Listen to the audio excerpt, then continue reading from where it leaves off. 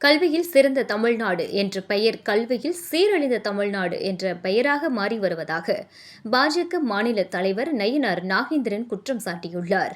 தமிழக அரசு பள்ளிகளில் 20,000க்கும் மேற்பட்ட ஆசிரியர் பணியிடங்கள் காலியாக உள்ளன.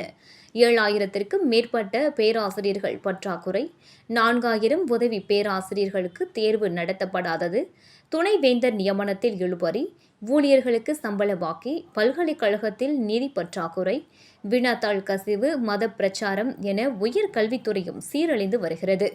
ஆனால் இவற்றை பற்றியெல்லாம் கவலைப்படாமல் அப்பா பல்கலைக்கழக வேந்தர் என்ற புதிய பட்டங்களை சூட்டிக் கொள்வதில் மட்டுமே மு.க.ஸ்டாலின் கவனம் செலுத்தி வருகிறார் எனவும் அவர் சாடியுள்ளார். 100% எல்லா நன்மையும் முன்னேற்றமும் தனது குடும்பத்துக்கு மட்டுமே கிடைக்க வேண்டும் என காட்டும் அக்கறையை தமிழக மாணவர்கள் 100க்கு 100 மதிப்பெண்கள் பெற்று கல்வியில் சிறந்து விளங்கவும், பட்டதாரி இளைஞர்கள் அரசு வேலை பெற்று வாழ்வில் முன்னேற்றம் அடைவதற்கும் காட்ட வேண்டுமென மு.க.ஸ்டாலினை அவர் வலியுறுத்தியுள்ளார்.